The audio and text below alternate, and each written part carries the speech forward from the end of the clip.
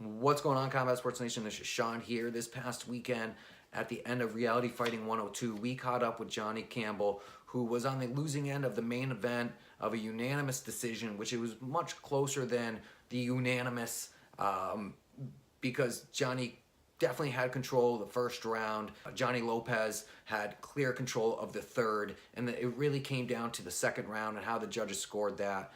That's where we're going to pick up the interview to where Johnny's going to explain where he felt the fight was progressing and where he believes the judges may have seen it for his opponent.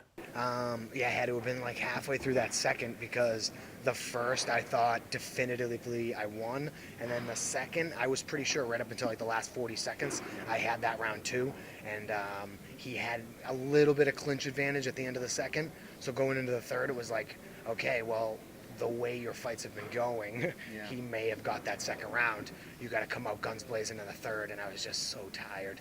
So tired. Bill kept telling me, don't take his back, stay on his side and try to punch him.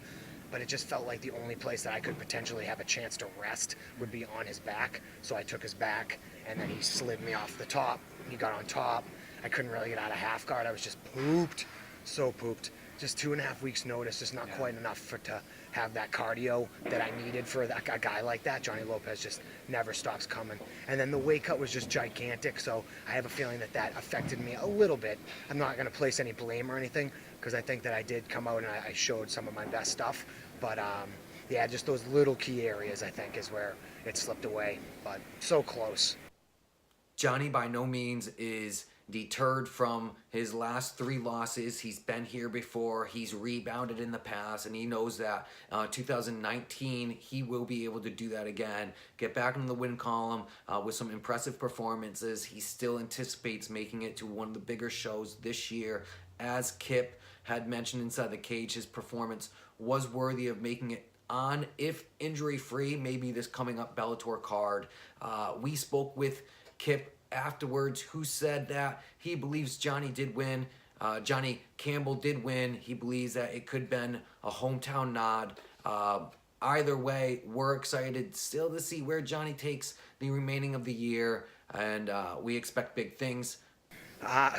Still up. I mean, I think that Johnny Lopez is on the local scene. There aren't many people above him, so the fact that I'm in there making that dude work on 2 weeks notice, it just is a testament to what I bring to the table. So back to the drawing board. I'm improving constantly. I think that getting back on the mats and just making those little adjustments. I think my clinch game still needs a little bit of work. Some of the times where I am in the advantageous position in the clinch, it still doesn't feel like I'm controlling them the way that some of these guys are able to kind of control the clinch against me. So yeah, just more improvements, and then bigger fights.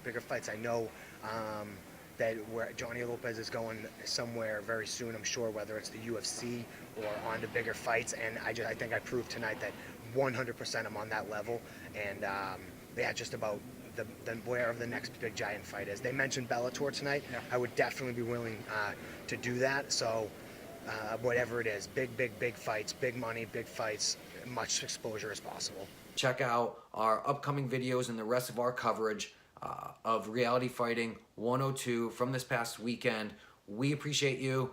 Follow us on Instagram, watch us on YouTube, check us out on Facebook, visit us on Twitter, and stay tuned.